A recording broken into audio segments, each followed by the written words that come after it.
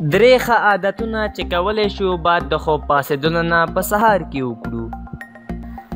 السلام علیکم، ښه راغلاست پښتو میډیا انفو چینل ته. زه یم روحید الله ولیزاده.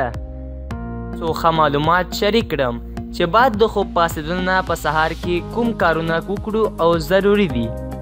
مخکې له ویډیو شروع کېدو نه مهرباني وکړئ زموږ چینل در سره سبسکرایب کړئ او دغه د ټلۍ نشان هم ووهئ تر څو د نورو معلوماتو څخه برخمن شئ.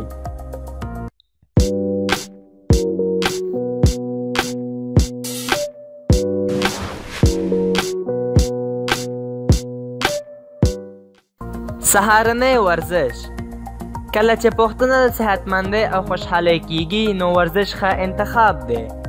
سهارنی ورزش مخکې د ډوډۍ خوړلو نه ډېر فایده لري، ځکه چې پوهان په دې باندې څېړنې کړي چې سهارنی ورزش مخکې د ډوډۍ خوړلو نه کولی شي ستاسو د وزن کمولو علت وګرځي او ستاسو د بدن غوړ وسوځوي.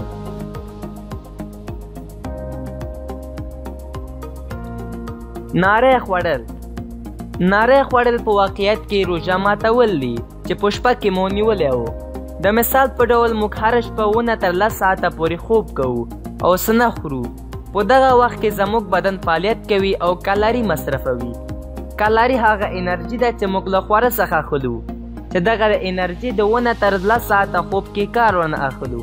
د همدې په خاطر ناری خوړل ډېر مهم دی.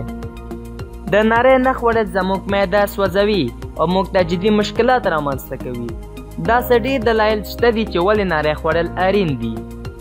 لومړی، د ورځ پیل له ناری سره کولی شي د بدن میتابولیزم پورته ویسي او همدارنګه د بدن صحت خواږه وساتي. دوهم دا چې یو مغزي ناری کولی شي د ګډوډ ډوډۍ خوړلو نه او یا ناپاکه خواړه خوړلو کمولو کې کومک موږ سره وکړي. دریم دا چې ناری خوړل کولی شي د زړه امراض کم کړي.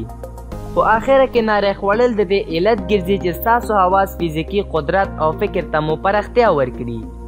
پوهان په خپلو څېړنو کې ویلي چې هغه ماشومان چې ناری نه خوري د مکتب په دوران کې د ډېر ستړیا احساس کوي او نشي کولی چې په آرام فکر سره درس ووایي. نو باید وویل شي چې ناری خوړل ډېر اړین دی. نو کوښښ وکړئ چې پاکه ناری خوړل د ځان عادت وګرځوئ. په تشه ګېډه اوبه څښل. څه علت ګرځي که چېرته اوبه څښل بعد د سهار له خوب پاڅېدلو نه د ځان عادت وګرځوو.